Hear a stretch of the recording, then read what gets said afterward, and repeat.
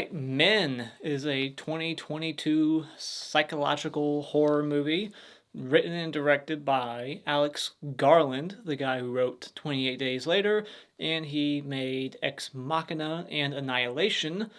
And now we got Men, produced and released by A24, a movie company that is known for releasing very unique films, and this is another one. If you don't like A24 films, you're definitely not going to like this movie. Now, me, I do like A24 films, most of them, not all of them. I haven't seen all of them, but this one is the strangest one that I've seen so far.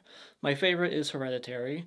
I love The Black Coat's Daughter. Wasn't a big fan of The Lighthouse. I like The Witch, and and Midsommar. Um, Probably blank. What was the other one? It Comes at Night. I think that was A24. I like that movie. This one, I don't know. I'm indifferent on it. I'm not sure how I feel. It's like, on one hand, I like certain aspects of it a lot. On the other hand, this is a kind of movie that I just can't stand. Now, the plot for this movie, I'll try to keep it short and simple, is about a woman who is going to this house, this rental house, to get over a recent tragedy in her life. And when she gets there, she starts to see all kinds of weird, crazy shit. She is being haunted by naked men, basically. She's seeing naked men walking about the property. And then in the third act, shit just goes off the rails and it gets fucking bonkers. Now, the positives for this movie is that I appreciate that it tried to do something a little different with the psychological horror genre. It is definitely unique in the third act. I've never seen something quite like this before. The last 30 minutes was a big surprise. I did not expect it to get that fucking crazy. And the performances from the main two actors in this movie, Buckley and Kinnear, were excellent. I thought they were great on screen together, and especially the guy. My favorite character is the guy who is giving her this rental house for a couple weeks. I thought he was charming. I really liked that performance, and the operatic and ethereal score, very heavenly sounding at times, and I thought it was perfect for the movie. I liked it, and the atmosphere of this countryside, rental house looks good. The cinematography, it's excellently, it's very well made, and the aftermath of this suicide, or was it suicide? That's the big question here amongst 100 questions I have. The aftermath of that fall that we see was pretty gruesome. It was a pretty shocking, gory, practical effect there. I liked that, and it's a slow burn that isn't really boring to me. I was invested in the story. I was very much into the first 2/3 of the movie. It's definitely going to be slow to some, but I was really into the first hour of the movie. I didn't think it was boring at all. And the naked man walking around the property I thought was kind of creepy. So that was really the only aspect of the movie that I thought was kind of scary. But the negatives is that this isn't my kind of movie. I appreciate the filmmaking here, but the narrative and the way the story's told, deliberately vague and up for interpretation. 100% of it is you get to decide. That's not my kind of movie.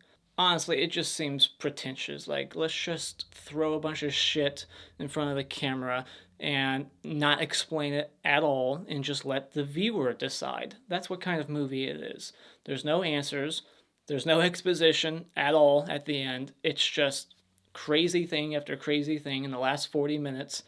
And it's what does this really mean? And there's no answers. And I've listened to the making of. There's a bonus feature thing. It's 25 minutes long. It's got the director talking. He's the writer also, and he states there that he purposely made this movie the way it is for you to decide what these things mean. Like, there's no answers. He's got his ideas, but you get to create your own. And it's like, that's not the kind of movie I like to watch. I like things to be a little bit more clear by the end. I want to understand what is being presented to me. And I could be a little bit more forgiving of the fact that it just seems so garbled, especially in the third act, if it was more scary. This isn't a very scary movie. Yeah, there's creepy naked men walking around, but that's about it. There's not enough of that kind of creepy presence throughout. Not for me.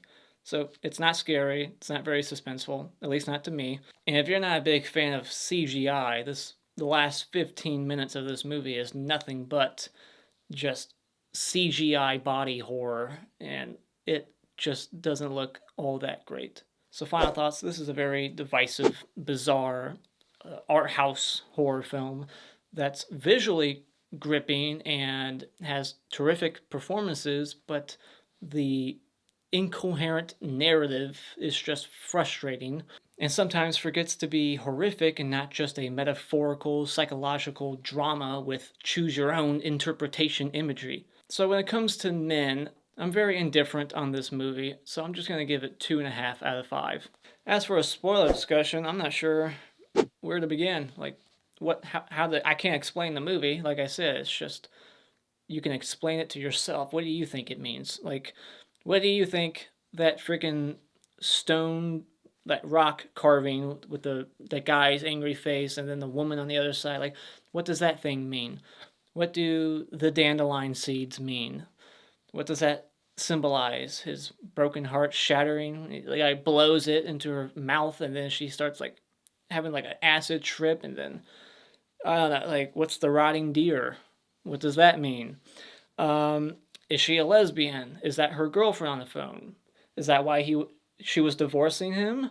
I don't know. That's something I thought about. Maybe she's a lesbian and that's why she was divorcing him. Or was it just because he was an abusive asshole? I don't know. And what's with the men being naked? Why are they naked? And why is there roots and plants growing on their faces? Why is the same actor playing every male character? Is it because she sees all men as the same? She thinks we all look alike, or that we're all just the same despicable people that are just evil? I don't know. She just fears men. And, the best scene in the movie is when she goes to the church and, she sees that kid with a middle-aged guy's face, like CGI'd on his face, and he's wearing like this mask of a blonde girl. What does that mean? Why is he wearing a girl mask? But then she starts talking to the vicar, and he at first seems very warm and welcoming and understanding, and then he puts his hand on her thigh, and he keeps it there for such an uncomfortable amount of time, and then he starts blaming her for the suicide or accident or whatever of her husband. And that was just the best scene, the best, dialogue exchange between two characters. Like, that scene had me, like, glued to the screen. So that was my favorite moment. And what's with the tunnel? Who's at the end of the tunnel? Who was that running at her? Who's screaming in the distance? We keep hearing, like, a woman screaming in the distance from time to time. What was with the second tunnel that looked like it was closed up? Was it the same tunnel? And, like, I don't know. What's with the black bird that crashes through the window and then they put a girl mask on the bird? What was with that? And what else? Let me look through all my notes. They captured the naked guy, and I was thinking at first like he wasn't really there, but then everyone else was seeing him. But although the girl, maybe she's hallucinating everybody in this movie except for Riley, the girl on the phone.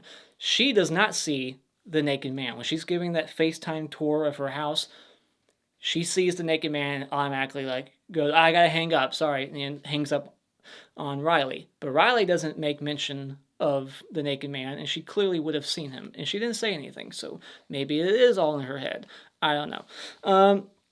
So, yeah, what else? Just skimming through all my notes, yada, yada, yada.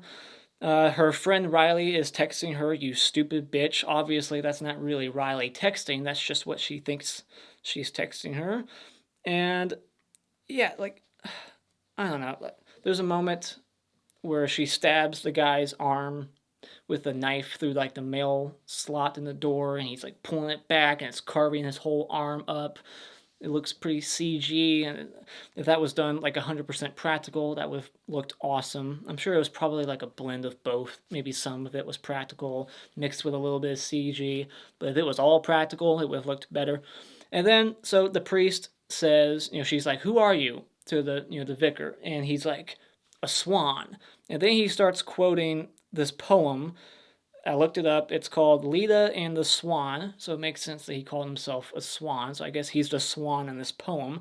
He's like, the shudder in the loins, and I looked that up, and it's supposed to mean like his pleasure, her pain, and he starts quoting some other poem, and then he starts to like he's attempting to like rape her, and then she's stabbing him in his guts. She gets in the car, she runs over the guy Jeffrey who is renting her the house, and then I noticed after she ran him over that there was like what looked like cobwebs or dandelion seeds all over the bumper of the car. So that was strange. But then it's gone in the next shot, and his ankle is broken, just like what's his face, James, her husband, when he killed himself or accidentally died. He impaled his hand on a iron fence. So I guess that's the knife. Like, it seems like all the damage she's doing to these men is the same damage she caused to her husband. So, she stabs the guy's arm, like the fence on her husband, and then she runs over Jeffrey, he breaks his ankle, and James, his ankle was broken after the fall, and he made mention of some kind of internal organs being damaged from the fall, and that's what she did to the vicar when she stabbed him and carved him up with the knife. So that's what I noticed. Then there's a moment where she's looking up at the sky, and there's like a million stars, and it looks like she's in like a different universe. And this is when everything just really falls off the rails. Like, it just gets crazier and crazier. Pregnant men with like both sets of genitalia they're giving birth to fully grown men, and each person that comes out is a different male character in the movie, and then that person gives birth to another male character in the movie, and then another person, and then eventually one of them gives birth out the top of their back, and it's like the 9-year-old kid, and I thought one of them was her, but I guess not. That wouldn't make sense, but nothing makes sense in this movie. So yeah, what else happens? Oh, then her husband, her dead husband, starts coming out of one of them, feet first out the mouth, and then she asked him, like, "What do you want?" And he says, "Your love." And then she replies, like, "Yeah." And then it cuts to the next day, and she's just in the backyard chilling, holding some green leaf. And then pregnant Riley arrives. We see that the car is crashed right in the front, and the bumper's falling off, and there's a blood trail at the front door. So something really did happen there, but was it what we saw? I doubt it. Like, obviously, to me, she just is hallucinating all this shit for some reason because of the guilt, I guess, and the toxic relationship that she was in, the trauma. It just seems to have really fucked her up to the point that she is hallucinating men giving birth to men. And she got in her car and actually crashed it, and I'm guessing that blood is hers, or maybe she actually killed Jeffrey, and maybe that's the only character in the movie that existed. I don't know. But yeah, like, Riley shows up and then looks at her, and I didn't even write her character's name down. What is her name? The main character, she looks at Riley and just smiles. The end. And earlier in the movie, when it was like raining and there was thunder, she was like smiling at the sound of thunder. I'm not sure why. What's your interpretation of that? Why is the thunderstorm making her smile? I got a million questions and I got 0 answers. because this movie gives you no answers. You get to create your own answers. So what are your answers? Let me know in the comments below. What are your thoughts on this movie? Do you like it because of its weirdness, or do you hate it because of its vagueness? Let me know. And as always, if you like what you've seen here, you can hit this like button and become a subscriber today just by clicking on my cartoon face in about 5 seconds. And remember, it's all opinion. You don't need to get butthurt about it.